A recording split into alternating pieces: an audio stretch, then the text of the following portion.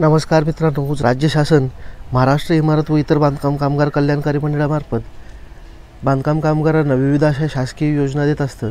त्या योजना अतिशय लाभदायक व कामगारांच्या फायद्याच्या अशा योजना असतात। तर या योजनांचा लाभ घेण्यासाठी तुम्ही या महाराष्ट्र इमारत व इतर बांधकाम कामगार कल्याणकारी मंडळाच्या अधिकृत वेबसाईटवरती नोंदणीकृत कामगार असणे आवश्यक आहे। त्यासाठी तुम्हाला 90 दिवसाचा हा तुमच्या ठेकेदाराचा किंवा विकासकाचा बांधकाम कामगार म्हणून काम केलेल्याचा एक प्रमाणपत्र व त्याचबरोबर तुम्ही ग्रामपंचायत, महानगरपालिका, नगर परिषदा किंवा नगरपंचायत यापैकी ज्या ठिकाणी तुम्ही वास्तव्यास असाल त्या ठिकाणचा ग्रामपंचायत किंवा महानगरपालिकेचा मागील वर्षातील 90 दिवस व त्यापेक्षा अधिक दिवस काम केलेल्याचे प्रमाणपत्र, हे दोन्ही प्रमाणपत्र तुम्हाला आवश्यक असते। ही दोन्ही प्रमाणपत्र तुम्ही कशा प्रकारे मिळवू शकता, ते कसे भरायचे आहेत तेच आपण या व्हिडिओमध्ये पाहणार आहोत। तर सर्वप्रथम आपण बघूया की हे प्रमाणपत्र कुठून मिळवायचं आहे। तर इथे MahaBOCW या वेबसाईटवर जायचे आहे। तिथे गेल्यानंतर डाउनलोडमध्ये तुम्हाला ह्या वेगवेगळे असे प्रमाणपत्र पाहायला मिळतील। तिथे बांधकाम कामगार ठेकेदाराचे कामगाराने मागील वर्षात 90 किंवा अधिक दिवस काम केल्याचे प्रमाणपत्र, त्याचबरोबर ग्रामसेवक व महानगरपालिका नगर परिषदेतर्फे बांधकाम कामगाराने मागील वर्षभरात 90 दिवस किंवा अधिक काम केल्याचे प्रमाणपत्र, या दोन प्रमाणपत्रांना इथे डाउनलोड करायचं आहे। हे डाउनलोड केल्यानंतर आता आपण सर्वप्रथम बघूया बांधकाम ठेकेदारासाठी जे प्रमाणपत्र आवश्यक आहे ते प्रमाणपत्र कसे भरायचे आहे ते आपण पाहूया। तर अशा प्रकारचे हे प्रमाणपत्र आहे, हे तुम्ही डाउनलोड करून त्याची प्रिंट मारून घ्यायची आहे। तर इथे सर्वप्रथम जावक क्रमांक व जावक दिनांक। आता हे बऱ्याच जणांना जावक क्रमांक काय आहे याबद्दल शंका असते। तर जावक क्रमांक असा असतो की तुम्ही ज्या संबंधित ठेकेदाराकडून किंवा विकासकाकडून जे प्रमाणपत्र घेत आहेत त्याने आतापर्यंत किती जणांना हे प्रमाणपत्र दिलं आहे। म्हणजे त्याच्याकडे समजा 30 जण कामाला आहेत, त्यापैकी त्यांनी 20 जणांना, 21 जणांना, म्हणजे आतापर्यंत किती जणांना हे प्रमाणपत्र दिलेलं आहे त्या संदर्भाचा हा क्रमांक असतो। आता इथे बघा, आपण 21 क्रमांक टाकलेला आहे।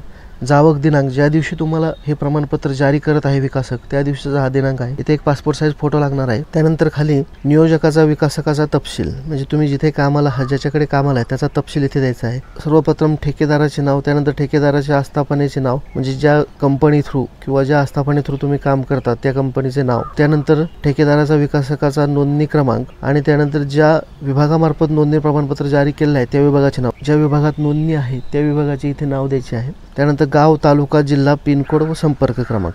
त्यानंतर खालील तपशील भरताना कामगाराचे नाव, म्हणजे ज्या कामगारांसाठी तुमच्यासाठी जे तुम्ही सर्टिफिकेट घेत आहात, हे प्रमाणपत्र घेत आहात, तो इथं तुमचं नाव, वय, वर्ष, तुमचा पत्ता, गाव, जिल्हा, तालुका, पिनकोड, संपर्क क्रमांक आणि तुमचं इथं कामाचं स्वरूप। आता तुमचं कामाचं स्वरूप म्हणजे आता इथे मी या अर्जात बघू शकता की प्लंबर, नळ जोडणी हा माझा कामाचा प्रकार आहे। तसंच तुम्ही तुमच्या कामाचा प्रकार इथे टाकू शकता। व कामाचा कालावधी, आता इथे कालावधी टाकताना एक लक्षात घ्यायचं आहे की हा कालावधी कमीत कमी 90 दिवसाचा असावा। जास्त असेल तरी चालेल, परंतु तो कमीत कमी 90 दिवसाचा असावा, हे तुम्ही लक्षात घ्यायचं आहे। नाहीतर इथे कधी कधी काय होतं, 90 दिवसाचं हे तुम्ही कॅल्क्युलेशन करूनच दिनांक टाकायची आहे। तर हे टाकल्यानंतर कामगार सध्याचे कामाचे ठिकाण व पत्ता, म्हणजे तुम्ही कुठे काम करताय सध्या, तुमच्या घरापासून, गावापासून बाहेर असाल किंवा इतर ठिकाणी असाल तर तिथला हा इथे पत्ता टाकायचा आहे। व त्याचबरोबर नमूद बांधकाम कामगाराची नियुक्ती दिनांक, ज्या दिवशी तुम्ही कामगार म्हणून तिथे रुजू झाला आहात त्या दिवशीचा दिनांक व तुमचे दिवसाचे वेतन, म्हणजे आता इथे मी 500 रुपये टाकलेलं आहे, तुमचे जे काही वेतन असेल ते कमी जास्त इथे टाकायचं आहे। अशा प्रकारे हा ठेकेदाराचा किंवा विकासकाचा कामगाराचे 90 दिवसाचा प्रमाणपत्र आहे।